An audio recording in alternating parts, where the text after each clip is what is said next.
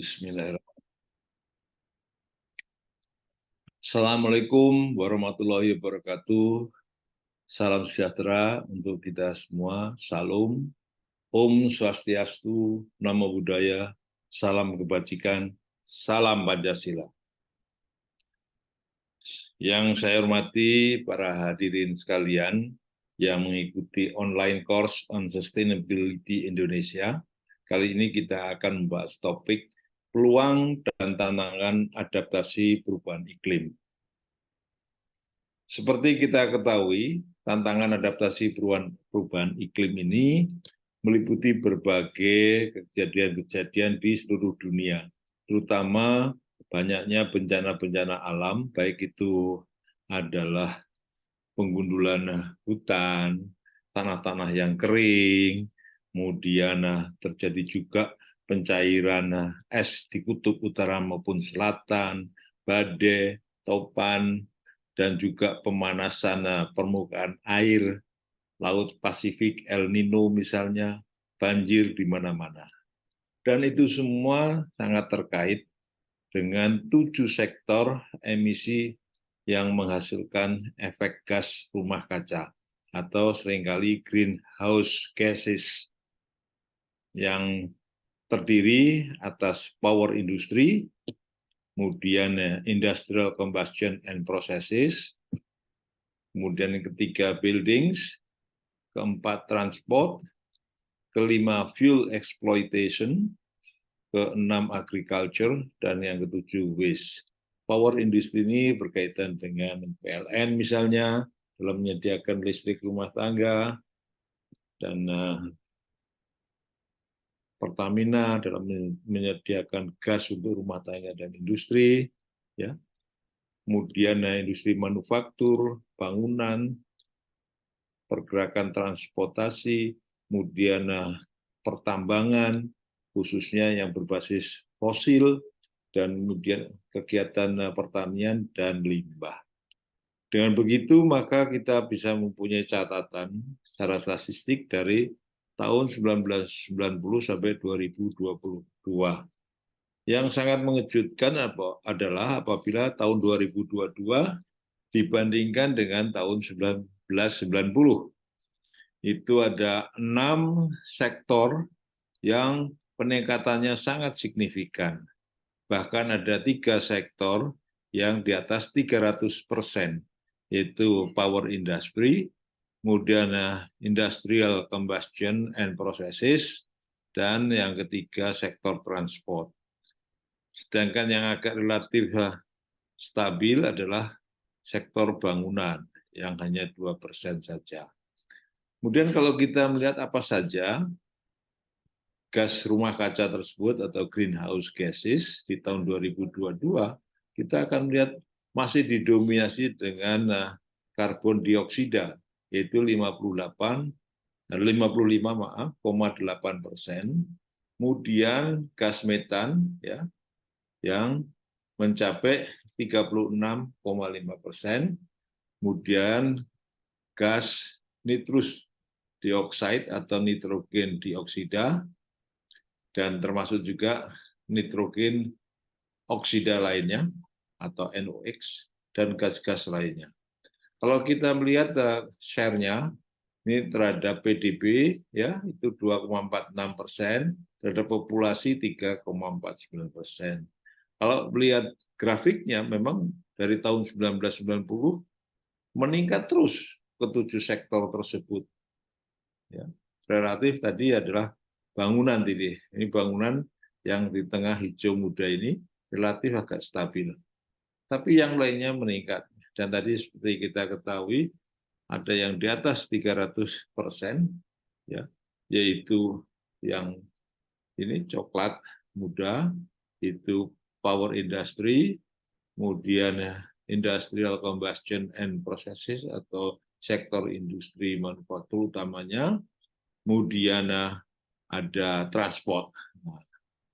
Transport itu di atas 300% dari tahun 1990 sampai 2022. Nah, kalau kita lihat di sini, ini untuk gas rumah kaca, emisinya ya memang tahun 2022 meningkat sangat signifikan. Nah, ini. Dan kita lihat populasinya. Populasinya 277 juta lebih 2022. Tahun 1990 181 juta orang lebih ya. Namun emisi gas rumah kacanya sangat signifikan. Kalau dari 427.000 ke 1,2 juta itu kira-kira sudah ada 3 kali lipatnya, walaupun populasinya tidak sampai 2 kali lipat. Selanjutnya akan kita lihat peluang adaptasi perubahan iklim, terutama pemanfaatan renewable energy sources. Nah, untuk renewable energy sendiri yang kita kenal sekarang ini adalah selain misalnya solar, sel atau solar panel, ya, kita juga punya angin, kita punya tenaga hidro, kita punya panas bumi, kita punya biofuel, biogas, dan lain-lainnya. Maka kalau kita lihat bauran energinya, untuk tahun 2011 sampai 2014 kenaikannya kurang signifikan. Energi baru terbarukan mempunyai kontribusi secara nasional itu 10,7%. Sedangkan untuk tahun 2021 peningkatannya sangat signifikan, energi baru terbarukan secara keseluruhan itu memberikan kontribusi sampai 25%. Dengan demikian kita dapat mengatakan bahwa komitmen kita untuk memangkas carbon emission sampai 26% di pertemuan Kyoto atau dikenal dengan Kyoto Protocol waktu itu, mudah-mudahan tahun 2030 dapat tercapai atau bahkan lebih baik. Selanjutnya kita melihat peluang adaptasi ini ada implementasi yang menarik di lingkungan kampus, yaitu kampus Universitas Pancasila. Kami sudah menyediakan mesin pemilah sampah, kemudian ada mesin pemanas briket atau RDF, ya, bahan untuk memanaskan misalnya pirolisis. Kemudian kita juga mempunyai alat pirolisisnya sendiri. Pirolisis ini mendekomposisi plastik ya menjadi fuel atau bensin dengan oktan 90% tanpa menggunakan oksigen. Ya.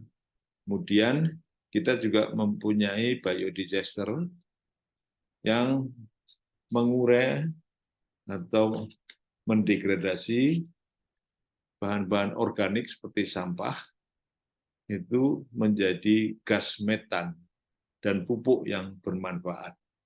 Nah, ini yang kami lakukan di lingkungan kampus kami, dan mudah-mudahan bisa meningkat pada penelitian-penelitian berikutnya, terutama untuk mengembangkan penyimpanan energi termal atau thermal energy storage yang sekarang ini sedang dikembangkan. Selanjutnya, kita juga menerapkan pemanfaatan renewable energy atau energi matahari khususnya untuk pengeringan ikan. Dan penelitian ini bisa diimplementasikan di Desa Bau-Bau, Sulawesi Selatan, mendapatkan hibah kompetisi dari Pertamina Foundation.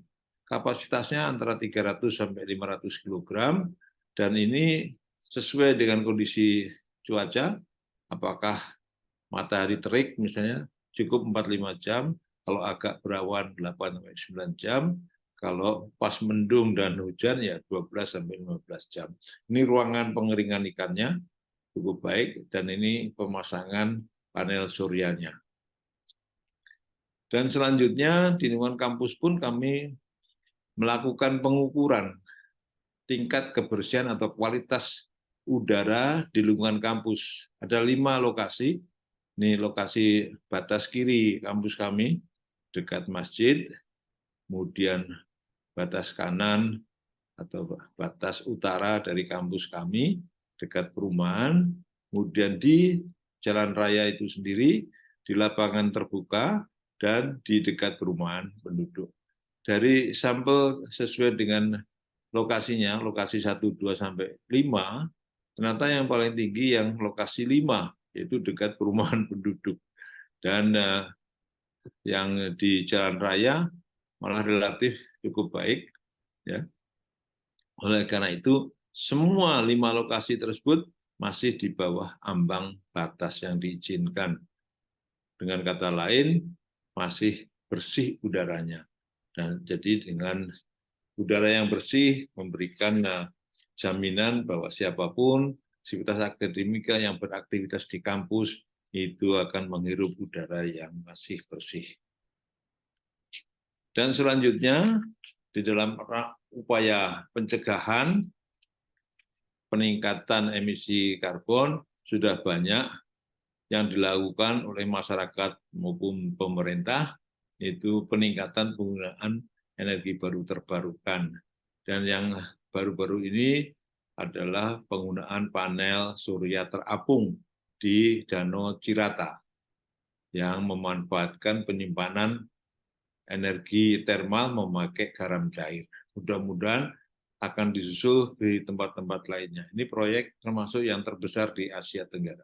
Kemudian kita juga mempunyai potensi untuk carbon capture atau sering dikenal sebagai blue carbon, yaitu tanaman bakau atau mangrove itu diyakini dan pernah dilakukan penelitian menyumbang kontribusi 25% dari emisi karbon dunia itu ditangkap oleh mangrove kita.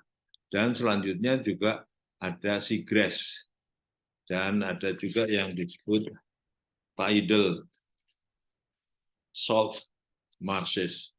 Nah, demikian yang bisa disampaikan. Kurang lebihnya mohon maaf. Wassalamualaikum warahmatullahi wabarakatuh. Om Santi Santi.